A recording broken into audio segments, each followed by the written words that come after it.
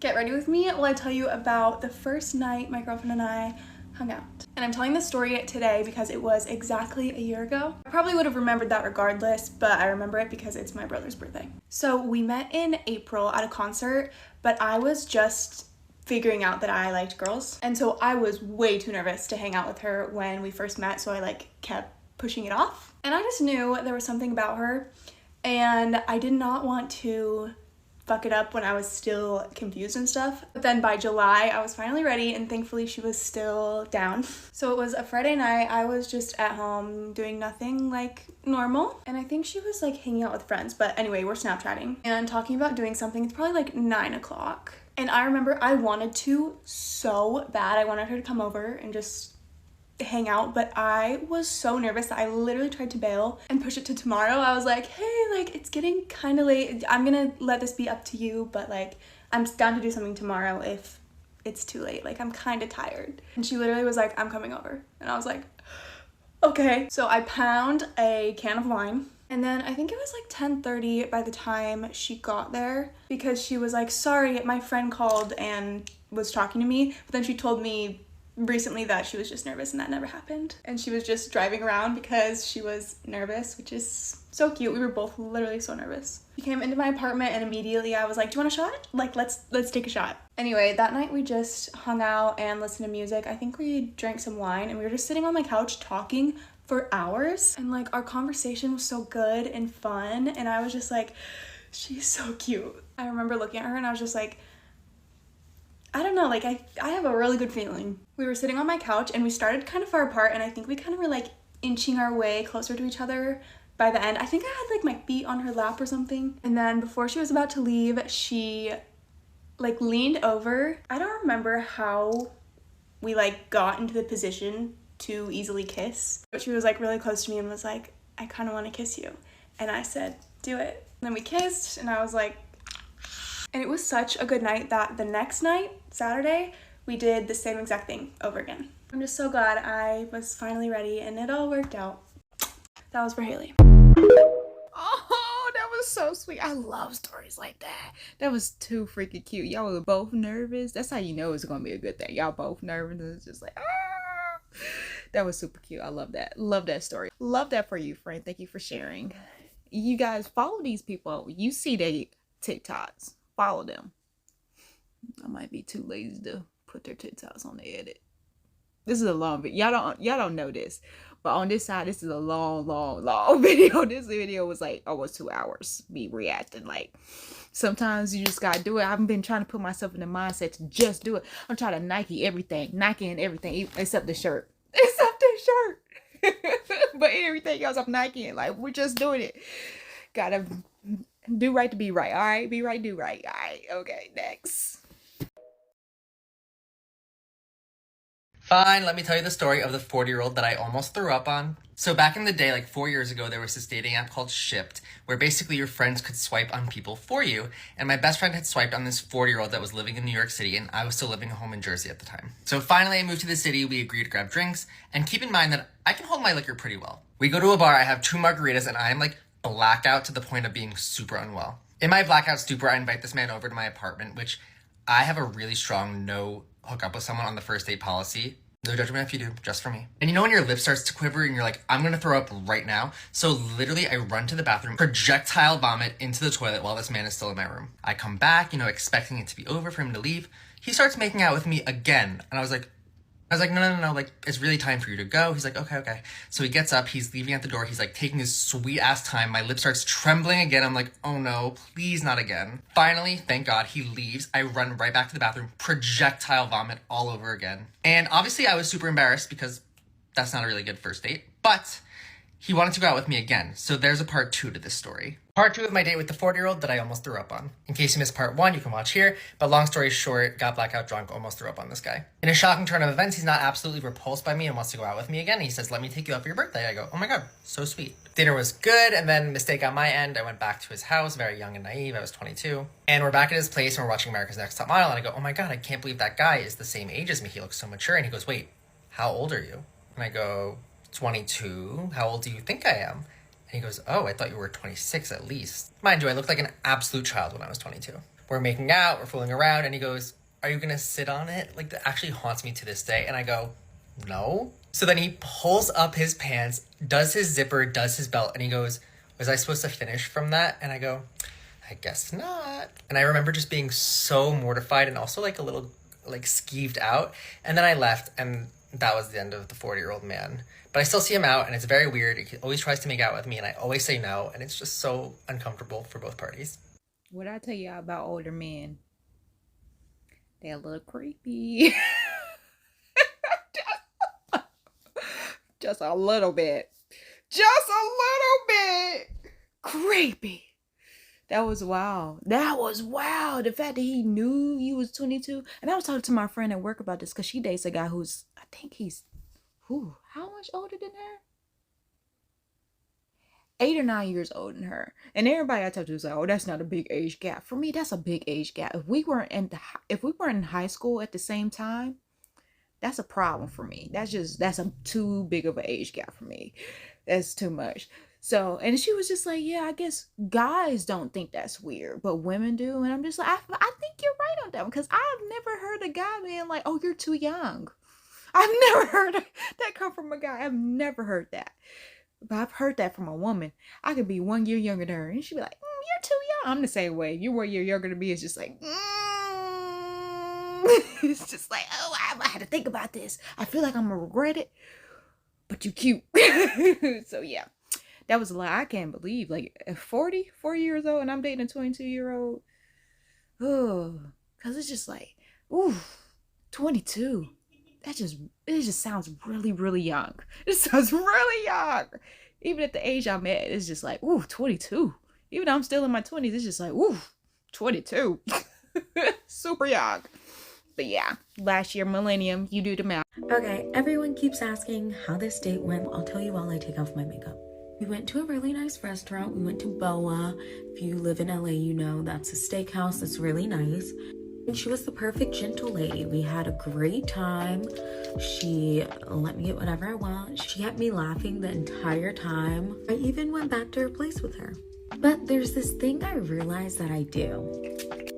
I find myself dating people that I'm not attracted to.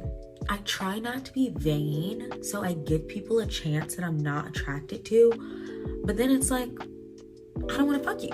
This is my second time putting myself in this situation. So I'm just trying to stop the pattern. Anyone else experience this? I feel like we're told not to be vain, and I can't force myself to be attracted to somebody, you know? I don't know. What do y'all think? And that's the case. I have caught myself doing this, so just because in real life, am I shallow in real life? I feel like I am shallow in real life, but I've dated ugly people. Like, I found out in my life experience that the ugliest of girls, or if they're kind of ugly, or not saying that they're ugly to me, because I find beauty in everybody, but you know, society's level of beauty, if their society's ugly, I found out that their body is absolutely everything. Their body is popping on, like hitting every curve, honey. Like, we're in the country with the curves. Y'all know how country curves are. Hey, yes, honey, I love it. So I don't really see an ugly person like, you have to be ugly for me to think you're ugly, because I've yet to find somebody that I consider ugly. I've yet to see somebody who's ugly. Like I can't find anything attractive, because you know I'm a nose person. So if your nose is cute, you're cute. Your feet cute, you cute. Like your edge is cute. Like that girl right there, she was cute. She was cute. But I do think there's a difference between cute and attractive. And, you know, intimately attractive, because I've done that. I've dated people, or went on dates, or let them take me on dates with people that I don't find sexually attractive. Like, I'm not gonna get in the bed with you, but there has been times where I've gotten in bed with somebody who I wasn't sexually attractive, and it was okay. It was a good time. But it was just like, yeah, it happened. Is it gonna happen again? Maybe, if it was worth having it happen again. But I've done that, where I've dated somebody that I haven't been physically or sexually attracted to, and it's just like, go over to your house, and I'm just like, okay, what you think we about to do? Because we ain't about to Netflix and chill, honey. So yeah, I feel you on that. I gotta stop it too. That's why I don't go on dates now, because I'm so blunt and direct nowadays. I'm gonna just tell you up front if I want to sleep with you or not. It's just, If this is just how it is, if I'm just I'm just using you as a meal ticket, I'm just using you as a meal ticket. Like, I'm just gonna be honest with you. But I haven't been on a date in a long time for my choice, my reasons, my choice. I just don't want to do it. I don't want to entertain that. I don't got time for it. It has to be a reason that I'm going on a date. If I can talk myself out of going on a date with you, then it was never going to be a date. Sorry, not sorry. Just how it is. Like, I can trick myself to a date. Why would I go on a date with you and just, give you my energy if you ain't worth it? You know. Been there, done that. Don't want to go back. Stitch this with your first date after coming out of the closet story. I'll start. This is more of a horror story. Okay, so I came out as bi when I was 21. And after dating men for however many years, I went on my first date with a woman at 23. I was still, kind of fresh out of the closet. I would consider myself a baby queer at the time. And the woman I went on the date with was 30. So a little bit of an age gap. She had a little more experience. So I'm thinking, I'll be in good hands. Like, she knows, she knows the ropes. So naive. So I was living in LA at the time. We met up for drinks at a bar in Santa Monica, where she lived. And she asked me what my sexual orientation was or how I identified pretty quickly. Like, we didn't get real far. We didn't talk about me as a person for very long before turning me into a label. And whoo, as soon as she found out that I was bi, that date was over for her. And I don't mean over in the sense that she left. That would have been much better. What actually happened was she proceeded to get hammered in a very short period of time and grilled me, interrogated me for the next 2 hours drunk about the interworkings of my dating history and asking very personal information about my sexual history, which gender I'm more attracted to, which I could see myself with, totally missing the point of what bisexuality is. And it's so funny because now if this happened, I would get up and leave. This would not happen now. But I was 23 again, so didn't have boundaries or a lot of the level of self-advocacy that I have now. So I endured this and felt very uncomfortable and very objectified. I was just a statistic or a stereotype to her. And then we left and I'm thinking okay, the date's over. Then she tells me she needs a ride. So I'm like, okay, I'll give you a ride. She said she only lived 5 minutes away. So we get in the car and we're driving to her apartment. She is still sloshed. And she tells me that her ex is texting her. And she goes, I can't go home right now. And I'm like, what fresh hell am I in for? She says that her ex has broken into her apartment through a window, or opened an unlocked window, and is waiting for her and knows she's on a date somehow. So she can't go home right now. We have to wait it out. So now we are a couple blocks away from her house in my car, full on stakeout mode, waiting for her ex to leave. This after she gave me endless shit simply for being bisexual, and then brings this chaos into my life. Finally, the ex leaves her house and she's able to go home. And I took 2 years off from dating. That part, friend. It's how you gonna be judging me when you got all this going on with you? I see where she come from because I don't want to be nobody's first, but she got her stuff together and you don't. Let's figure it out. Your ex is still exing. Your ex has been the crazy one now. She ain't got nothing going on. What we doing? Two wrongs don't make a right. Two lefts don't make a right. Three lefts do. You got another person we're gonna add into this equation? Because what is going on? Being a lesbian that has dealt with a lot of bisexual women who were not sure, because like I said, I haven't been bi. I tried being bi and I thought I was bi, but I was not bi. What I thought was bi was what I think bi is, which is not the same for everybody. Bi is not the same. Lesbian is the same for everybody. I feel like lesbian is the same for everybody. Gay is the same for everybody. But bi is a exception. There's no definition for bi. This is what I'm hearing. This is what I'm hearing. I have no say so. I'm not bi. But from my experience of dating bi women, what they have related back to me is they are going to be with a man. If they find a man that treats them right, and that's always I'm getting here. They find a man that treats them right and can eat it right, they're going to be with a guy. To each his own. This is just from my experience.